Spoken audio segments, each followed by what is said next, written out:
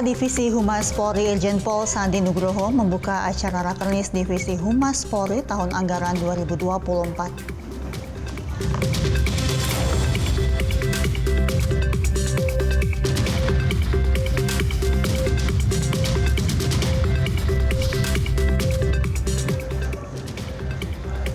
Pasca menurunnya status Gunung Ruang ke level 3 atau siaga, personel Polri bergotong royong melaksanakan kegiatan pembersihan material vulkanik pasca erupsi Gunung Api Ruang.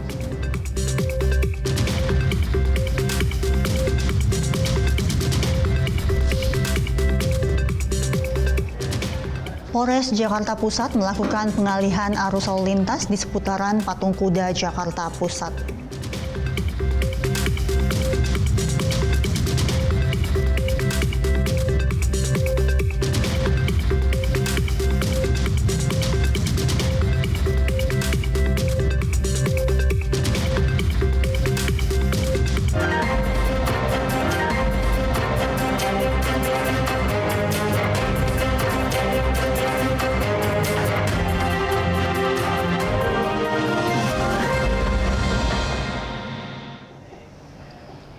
Selamat sore pemirsa, Presisi Utama kembali hadir untuk Anda dan selain 3 berita utama tadi selama 1 jam ke depan, kami juga telah menyiapkan sejumlah informasi terkini lainnya. Bersama saya, Menteri Tanzil, inilah Presisi Utama selengkapnya.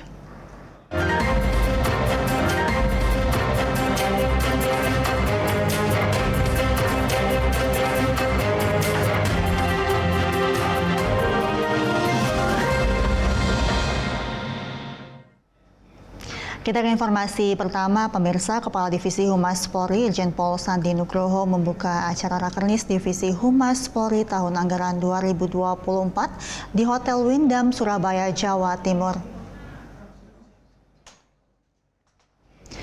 Pada pembukaan Rakernis ini, Kadif Humas Polri didampingi oleh Asisten Kapolri Bidang Sumber Daya Manusia Irjen Pol Dedi Prasetyo, Aslok Kapolri Irjen Pol Raden Prabowo Argo Yuwono, serta Kapolda Jawa Timur Irjen Pol Imam Sugianto. Acara turut dihadiri oleh Kabid Humas Jajaran, Kasubit Humas Jajaran, serta para kabak dan pejabat utama Polri lainnya. Dalam arahannya, Kadif Humas Polri mengatakan bahwa Divisi Humas Polri telah mendapatkan pengesahan Perkadif nomor 1 tahun 2024 tentang standar operasional prosedur di lingkungan Divisi Humas Kepolisian Negara Republik Indonesia dari Kapolri Jenderal Listio Sigit Prabowo.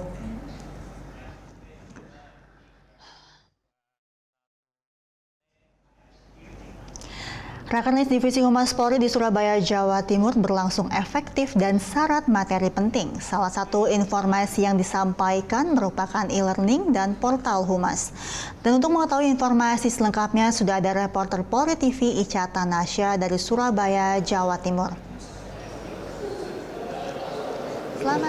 Selamat sore Mentari dan juga pemirsa. Jika dilihat tadi pada awal acara Rakernis yang berlangsung pada pagi tadi, Kadif Humas Polri Irjen Pol Sandi Nugroho sempat menjelaskan terkait dengan portal Humas sendiri yang dimana portal Humas sendiri itu merupakan wadah daripada Divisi Humas Polri untuk dapat menyampaikan informasi kepada masyarakat. Portal Humas sendiri merupakan platform yang menyajikan berbagai informasi berita dan layanan publik secara digital. Dan untuk mengetahui informasi lengkapnya terkait dengan portal Humas Polri, saat ini saya sudah bersama dengan tim pengembangan portal Humas Polri Daru Kuto Aji. Halo Bapak, selamat sore Pak. Selamat sore Mbak. Bapak, tadi ini saya lihat Bapak melakukan pengarahan begitu terkait dengan portal Humas Polri sendiri. Nah, ada fitur apa aja sih Pak di portal Humas Presisi dan yang menjadi pengembangan ke depan dari portal Humas sendiri itu seperti apa? Baik, jadi izin untuk portal Humas saat ini sudah berjalan dengan 4 sistem. Yang pertama adalah portal Humas sendiri, itu adalah rumah besar yang mengintegrasikan berbagai layanan digital maupun berita dan informasi secara otomatis di wilayah jajaran. Kemudian kedua ada di sesi laporan, ini sederhana adalah apa-apa yang masih manual kita bantu digitalkan, seperti itu di Divhumas Polri. Kemudian ketiga adalah e-learning untuk masalah mendapatkan sertifikasi. Kemudian keempat adalah namanya Humas Presisi System, itu yang saat ini sudah berjalan. Untuk pengembangan ke depan atau kami sebut adalah blueprint dari portal Humas Presisi ini, nantinya akan ada namanya virtual assistant. Virtual assistant itu ada sebuah AI di mana di sana bisa bertanya berbagai hal mengenai informasi kepolisian, mengenai pemberitaan dan segala macam bisa di sana. Selain itu juga nantinya ada bank data hoax yang berdasarkan foto dan video, dan selain itu juga ada berkaitan dengan untuk monitoring podcast ataupun lainnya seperti itu, live streaming. Itu adalah gambaran ke depan mengenai pengembangan portal Humas Presisi. Bagaimana adanya konsep e-learning ini dapat meningkatkan pengetahuan dari kehumasan para personel Polri? Baik, sesuai dengan arahan bahwasanya saat ini sudah ada perkap mengatur bahwasanya seluruh PNP Polri mengembang fungsi kehumasan ya Mbak ya. Jadi e-learning adalah sebuah metode untuk percepatan dalam hal mendapatkan anggota Polri mendapatkan sertifikasi atau pengetahuan umum kehumasan, di mana nantinya seluruh PNP Polri pada saat mengikuti e-learning ini wajib mengikuti pretest, post-test, kemudian membaca file Hanjar, menyajikan video itu wajib secara sistem kerekod, kemudian mengikuti pembelajaran tatap muka ataupun online, dan baru nanti mendapatkan sertifikat. Dengan alur seperti itu harapannya itu dapat mendapatkan pengetahuan secara umum dan lanjutan atau ahli dalam hal kehumasan untuk seluruh PNP Polri sesuai dengan arahan Perkap yang terbaru itu, Pak. Dan tadi juga Pak, dalam rangkaian acara Hari Rakernis hari pertama ini, tadi sempat ada pretest nih Pak dari para Polda Humas jajaran. Itu yang diujikan tuh seperti apa sih Pak? Oh ya, yang tadi ya, barusan terlaksana tadi pagi. Jadi kami mengangkat 4 topik mengenai pretest yang dilaksanakan oleh seluruh Pamen. Jadi tadi Kabid Humas seluruh Polda seluruh Indonesia mengikuti pretest di mana membahas mengenai pertama adalah topik berkaitan public speaking, kemudian berkaitan dengan undang-undang kehumasan, kemudian berkaitan dengan materi pembuatan video, teknik pembuatan video ataupun fotografi, kemudian yang terakhir ada berkaitan dengan manajemen untuk e-learning seperti itu. Terakhir, tadi saya sempat melihat Bapak menjelaskan terkait dengan adanya fitur rilis pers ini. Bagaimana sih Pak sistem alurnya? Iya, oke.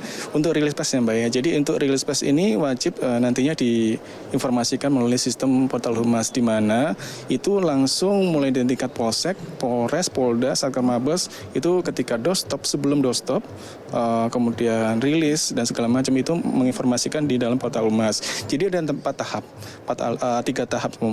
tahap izin. Yang pertama adalah pembuatan rilis. Jadi pada saat pembuatan rilis itu harus melalui persetujuan 1 unit satker di atasnya. Misalnya melaksanakan adalah Polsek, maka harus melalui persetujuan Kasih Humas Polres dan seterusnya secara berjenjang. Kemudian kedua, setelah disetujui nantinya beliaunya harus melaksanakan membuat undangan ke media.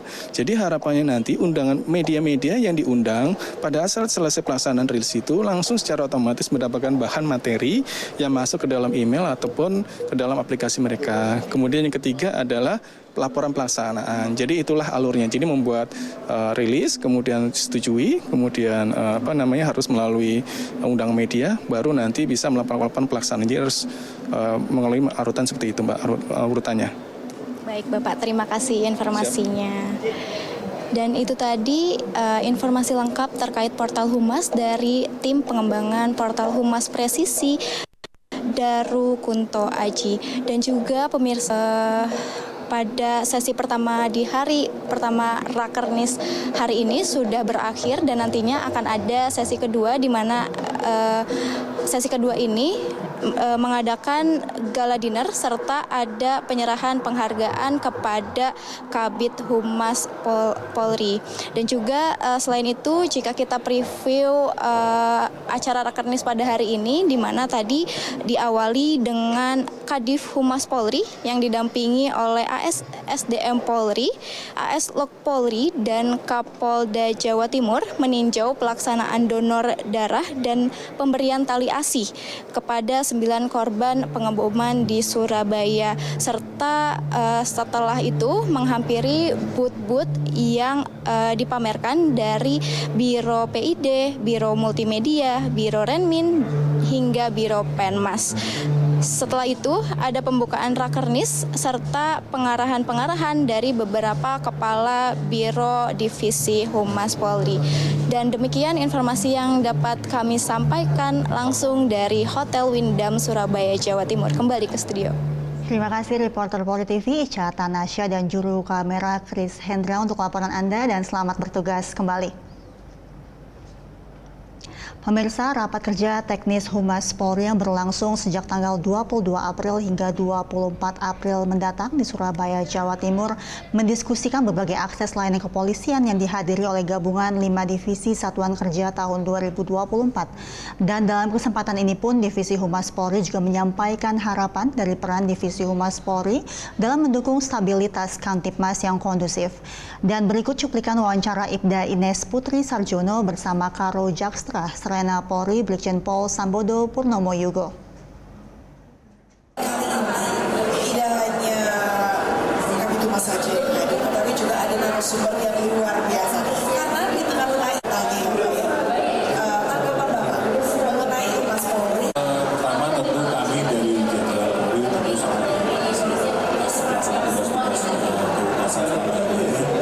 Kami kan tugas humas itu sebetulnya cukup berat. Humas itu kan bukan masyarakat. Bahasa Inggrisnya itu public relation atau PR. Bapak dan Ibu, PR itu kalau satu organisasi swasta itu luar biasa penting. Public relation, betul ya? Salah satunya adalah menjalin komunikasi dan intinya adalah bagaimana meningkatkan citra perusahaan. Brandnya perusahaan itu kan PR ya. Dengan tugas-tugas yang semakin berat, di Humas Polri dan jajaran itu tidak hanya bisa berfungsi sebagai kantor berita dalam tanda kutip, menghasilkan news bagi Polri, tetapi juga bisa melaksanakan fungsinya secara lebih mendalam sebagai PR-nya Polri. Salah satu tugas PR-nya Polri itu adalah selain menjalin komunikasi dengan customer, tetapi juga dia bisa sebagai krisis manajemen. Jadi kalau ada perilaku anggota yang tidak baik misalnya, kemudian viral, nah bagaimana mengentas krisis itu menjadi sebuah sebuah hal yang kemudian menjadi berdampak positif, tidak terlalu berdampak negatif dan sebagainya, itu merupakan tugas-tugas pokok dari kehumasan. Jadi tidak mengembang menjadi hal yang negatif di masyarakat, ya Bapak ya? Betul. Dan itu tentunya tugas sulit dari Humas Polri. Tugas sulit, tugas paling utama yang paling sulit. Ke depan ini akan sangat diwarnai oleh kemajuan teknologi. AI, Internet of Things, Smart of Things, macam robotik dan sebagainya. Ya. Karena ini akan berpengaruh juga terhadap the way of working-nya Polri. Dan pemirsa, di hari pertama Rakernis Divisi Humas Polri, Kadif Humas Polri membuka sekaligus meninjau setiap booth yang ada di lokasi acara. Kadif Humas Polri juga menyampaikan apresiasinya kepada jajaran dan mengingatkan personel untuk terus mengembangkan potensi.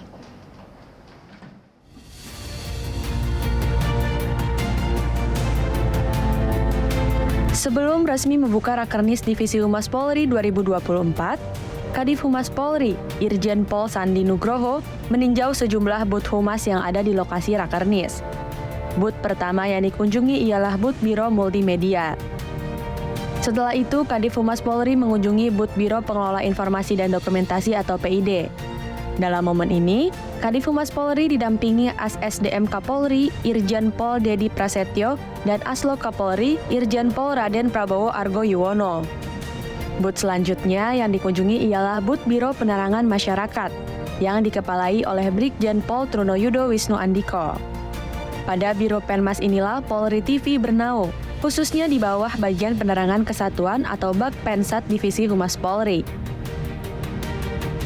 Kita akan melaksanakan kegiatan ini sampai dengan hari Selasa, baik dari divisi nanti dari narasumber internal kepolisian maupun eksternal kepolisian, yang nantinya kita akan memberikan kado buat teman-teman yang ikut nantinya berupa sertifikat pelunasan yang sudah dilaksanakan mulai tadi pagi melaksanakan pretest dan nanti akhirnya akan melaksanakan post-test supaya semua pengemban fungsi pemosen harus tersertifikasi. Karena Perkap 6 2023 telah mengisyaratkan bahwa seluruh pegawai negeri pada Polri termasuk polisi dan PNS-nya mengemban fungsi pemosen sehingga Humas mempunyai kewajiban untuk membekali tentang fungsi. Terakhir, yang dikunjungi ialah Booth Bakrenmin atau bagian perencanaan dan administrasi Divisi Humas Polri. Dari Surabaya, Jawa Timur, Tim Liputan Polri TV.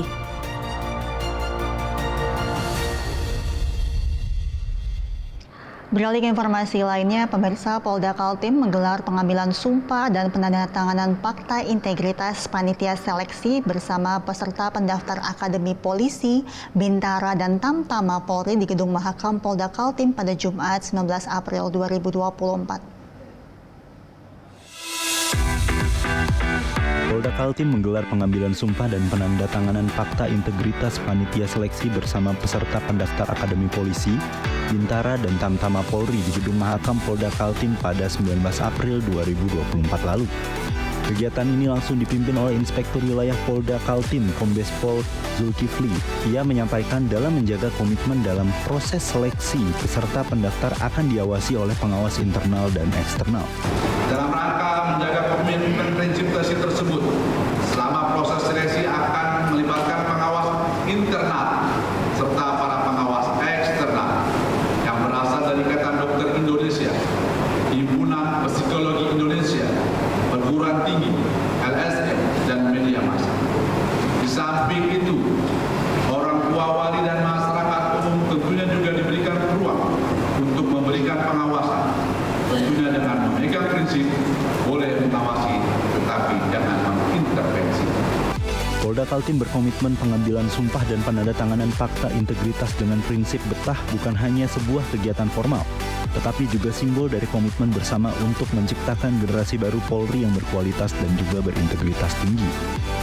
Dari Humas Polda Kaltim melaporkan untuk Polri TV. Sementara itu, prestasi tingkat Asia berhasil diraih oleh atlet-atlet indoor skydiving Indonesia pada rangkaian Fifth Federation Aeronautic International World Cup of Indoor Skydiving dan First FAI Asian Indoor Skydiving Championship di Macau, Tiongkok. Kejuaraan diselenggarakan pada 17 hingga 20 April 2024 di bawah naungan FAI selaku induk olahraga aerosport dunia dan merupakan kejuaraan paling bergengsi di dunia untuk olahraga dirgantara khususnya terjun payung.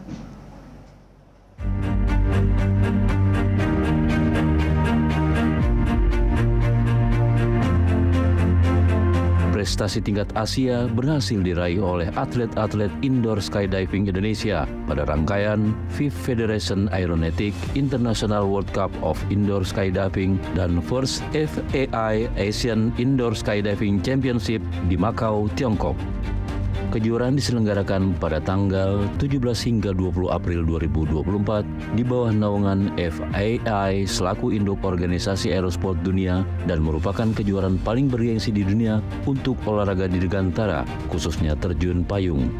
Pada kejuaraan dunia yang diikuti oleh 29 negara ini, delegasi tim indoor skydiving Indonesia Polri mengikuti perlombaan pada 3 nomor, yaitu four-way formation skydiving atau kerjasama di udara, four-way formation skydiving female, dan dynamic two-way. Tim nasional Indonesia Putri pada nomor four-way FS female yang diikuti Polwan Brimob Polri berhasil meraih medali perak pada kejuaraan Asia dan menduduki peringkat 5 pada kejuaraan dunia. Sementara juara 1 Asia diraih oleh tim Tiongkok yang juga merupakan juara dunia. Atlet-atlet Polwan juga mencatatkan rekor nasional nilai tertinggi pada satu babak yaitu 30 poin. Prestasi ini juga merupakan kado istimewa yang bertepatan dengan momentum Hari Kartini. Sementara itu, tim nasional Indonesia Putra pada nomor four-way FS Open berhasil meraih medali perunggu pada kejuaraan Asia yang diwakili oleh atlet-atlet Brimob Polri. Sedangkan pada kejuaraan dunia, Indonesia mengirimkan 2 tim yang diwakili Brimob Polri. dan Kopasgat TNI AU dengan menduduki peringkat 12 dan 18 dunia. Selain itu, tim nasional Indonesia juga pertama kali dalam sejarah nasional ikut serta pada nomor dynamic two-way yang diwakili atlet-atlet Brimob Polri dengan hasil peringkat 21 dunia dan peringkat 4 Asia. Prestasi membanggakan yang diraih atlet-atlet Indonesia ini tidak terlepas dari dukungan fasilitas latihan indoor skydiving wind tunnel termodern yang saat ini dimiliki Brimob Polri. Komitmen Polri dalam mengembangkan dan memajukan olahraga indoor skydiving diwujudkan dengan terselenggaranya kejuaraan nasional berkualitas pada tahun 2023.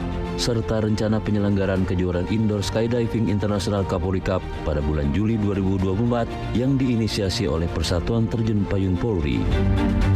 Dari Divisi Humas Polri, melaporkan untuk Polri TV.